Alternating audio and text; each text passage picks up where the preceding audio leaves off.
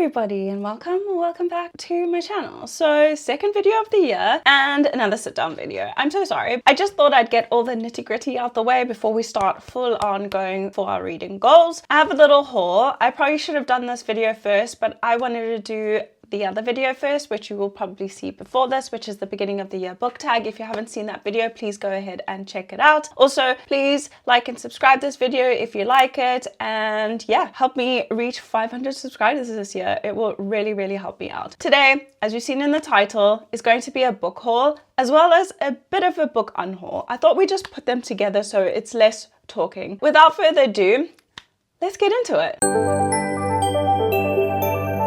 This book haul comprises of some of the books that my fiance got me for Christmas, as well as a few that I bought myself throughout December and January. I'm just gonna go from the top here. I think I've divided it into what my partner got me and then what I bought. So it's his presents first. I did choose the books myself, however. He just took me into a bookstore and told me I could choose a bunch of books. The first book I chose was Magnolia Park's The Long Way Home by Jessa Hastings. Is that her name? Yeah.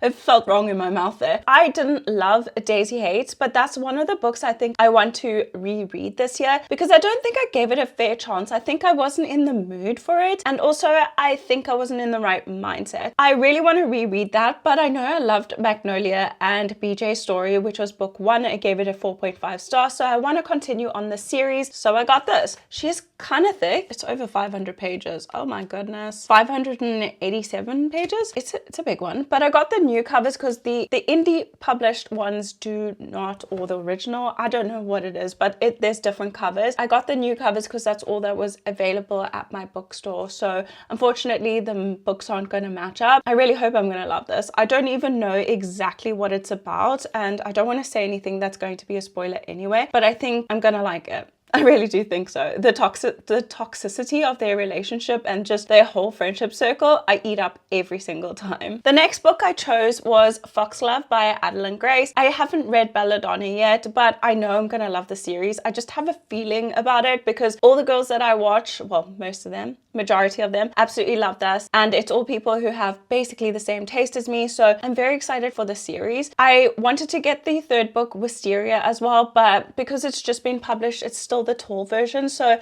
I have the smaller versions of both Belladonna and Foxglove, and I wanted the series to match. I don't want to make that same mistake again. So they said when a book is first published, it usually comes out in the taller one, and then once it's been released for about a year or so, they get the small one. So I might buy the third one on my Kindle. It's like a fantasy, historical fiction, gothic story, so that sounds like something I would love. I'm very excited to try this out, but I did get the second book just in case I loved Belladonna, so when I saw it I was like, you're coming home with me. Very excited for this as well. Then I got Bad Blood, which is part of the Natural series by Jennifer Lynn Barnes. This is the final book in that series. I have read The Naturals and Killer Instincts, but I haven't read All In, which I have on my TBR shelf, and then I thought I'd just complete the series up and get this. I hadn't seen it in the bookstore in South Africa for the longest time. I'd been looking for it, and then when we went in just before Christmas, I managed to snag it up. Very excited to have this and to finish the series. I'm hoping to read All In very soon. I love that series. If you don't know, it's kind of like a Criminal Minds type of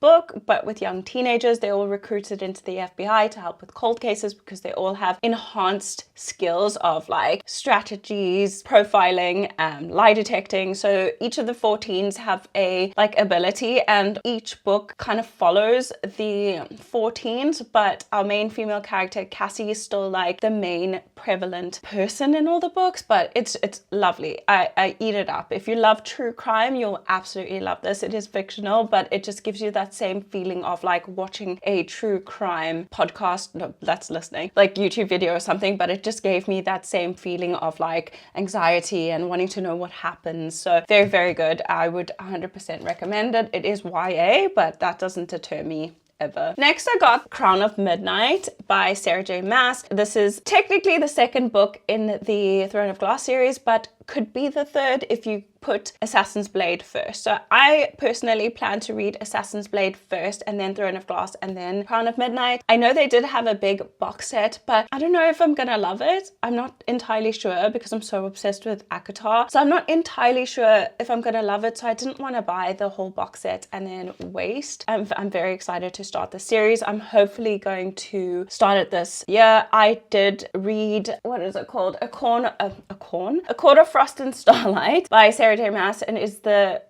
second last book in the ACOTAR series, and then I have one more book to go. So hopefully as soon as I finish ACOTAR, I will start on Throne of Glass. Let me know what you think about the reading order, but I feel like I need to read Assassin's Blade because it is a prequel, and I don't want to have to go and back and read it again because I think it would be boring.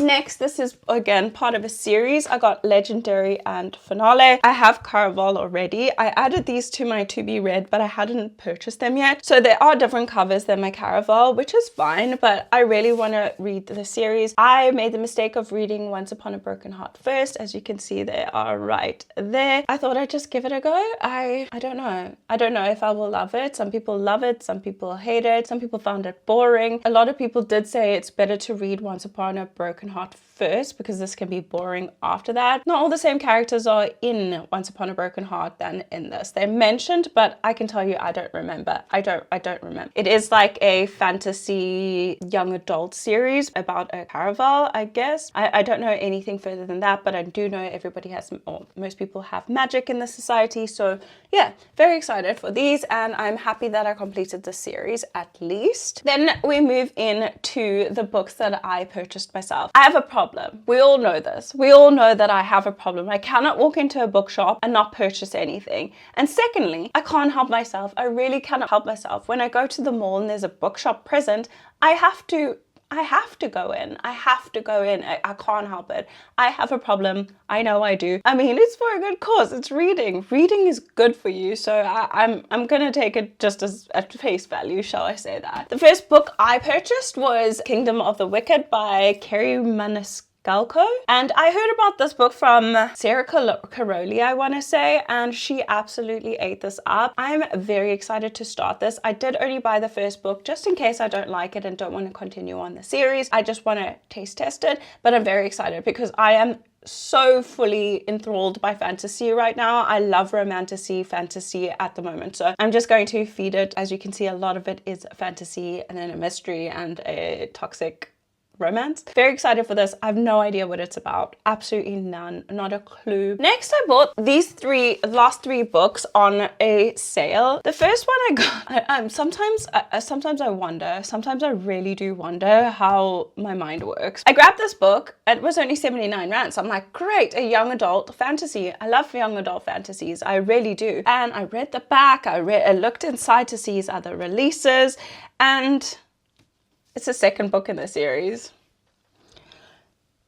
I will have to hunt down the first. I'm not even sure if they still make it or they still sell it because of the sale there. That usually means the book wasn't selling well or it's the last of the stock. It is Vega Jane and the Maze of Monsters, and it is by David Baldacci, or I don't know how to pronounce it. So it looked really interesting, and I read the back and it sounds so interesting. It didn't sound like a sequel, but then I just read the little blurb at the bottom which says Jane Vega and the Maze of Monsters, previously published as The Keeper. And I was like, what does that mean? And I went to check it out, and it is the second book. And inside over here it says his other release, but I didn't put two and two together. So this is probably not going to be read anytime soon. I'm going to have to source the other book. I mean, I am excited that I bought it. The next book I did buy a little bit because of the cover.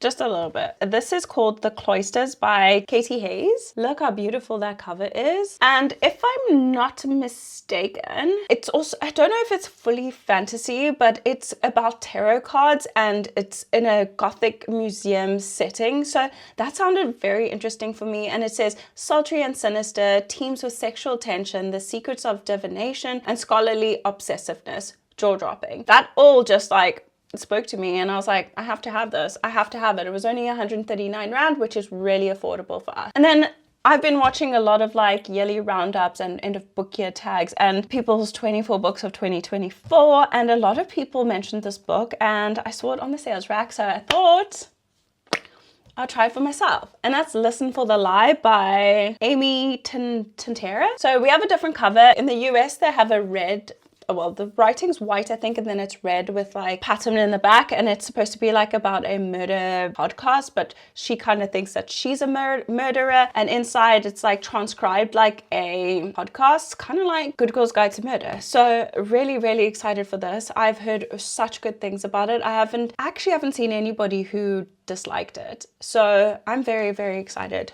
to try this. Next, let's move into my little UNHAUL. It's just a small one, but these books, unfortunately, have been sitting on my shelf, and every time I glance over or look at my shelves, I'm like, I really don't like these books and I really don't want to hang on to him. It pains me that I spent my own hard-earned money on it, but I cannot stand them being on my shelf. Every time I look at them, I'm like, ugh.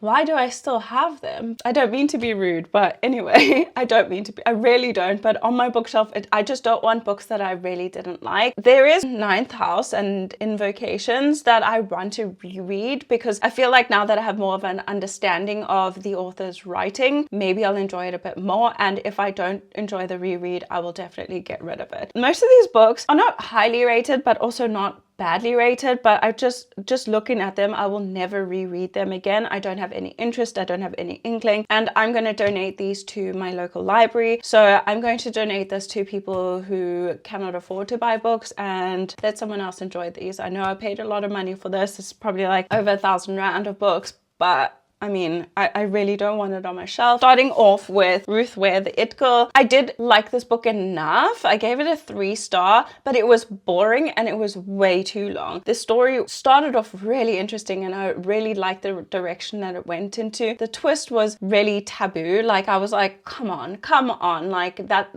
In real life, no, it wasn't believable in my eyes. So I'm going to get rid of this. I might even have given this a 2.5. I'm not entirely sure, but it was a 2.5 or a 3. But every time I look at it, I'm like, I probably will never read Ruth Ware ever again. The next is The Perfect Girlfriend by Karen Hamilton. This I bought like in 2018, I want to say 2018 or 2019, and I got it while it was in Dubai. I liked this book. I reread it. It was open-ended ending, which is not my favorite, and I just didn't feel satisfied. So after my reread, I know I will never read it again. I'm not interested in it. It's about a flight attendant who only becomes a flight attendant because of her ex-boyfriend who was a pilot, but they end up breaking up. She basically stalks him. It was a weird story. She ends up like, spoiler, I'm sorry, but she ends up like killing his new girlfriend, and the cover up and all of it was just, it's too much and not enough at the same time. Next, For Your Own Good by Samantha Downing. So if you know anything about me, you'll know that I love fantasy, but I also love a good thriller. Good thrillers are really hard to come by. So this storyline was really good. I really was on the edge of my seat. It was the writing style that I had a problem with. I don't love third-person writing. I don't like when a book doesn't have a lot of dialogue in it. And I also don't like when the point of view changes without you even knowing. This book was tedious to read. The storyline, like I said, absolutely great, but unfortunately, the writing style threw me off, and I just wasn't into it. I gave it to my mom to read, who also loves reading thrillers, and unfortunately, we were both just like, okay. It could have been executed a little bit better. Next to, it pains me to say it because, yeah, these cost me a pretty penny. These were so popular, I struggled to get my hands on it, and I really wanted to get onto the hype train to see what it was about. I put it off for a couple of years when it was first coming out on Book Talk, and not coming out, but everybody was obsessed with it. All my friends were reading it, and I wanted to know what happened too. The controversy surrounding Colleen Hoover, as well as what's happened with this movie, it's just put me off, and every time I look at it, I just get a sour taste in my mouth. I think I'm just going to send it to the library and someone else can read it so they don't have to waste their money on it as well. I did give It Ends With Us a 3.5 or 4-star, and I did enjoy the story. It wasn't super believable, but it also wasn't not believable, because abuse can happen in so many different ways. I'm not saying that Blake Lively's at fault or anything like that, but the way the movie was portrayed, I didn't appreciate it, and it made me not even want to hang on to these. That is everything, guys. I think my next video will definitely be a reading vlog. I'm hoping so anyway. Thank you so much for watching. Like I said, if you do like this video, please go ahead and give me a thumbs up. I'm not going to donate these immediately, so if you do want one of these books, just comment down below and I will add you on Instagram and we can sort something out and I can send you one of these books if you want it. That's it for me, guys. Thank you so much again for 2024. It was my first full year on YouTube. Didn't do that great, but I also wasn't that consistent. Hopefully 2025 can be better and we can raise these numbers. So like I said, please like this video if you like it, and also comment down below if you want any of these books, and also if there's any books that you want me to read. If you haven't already subscribed, please go ahead and just push that subscribe button. Also click the bell icon if you do want notifications every time I upload. I upload once a week. That's it from me, guys. I'll see you in my next one. Bye.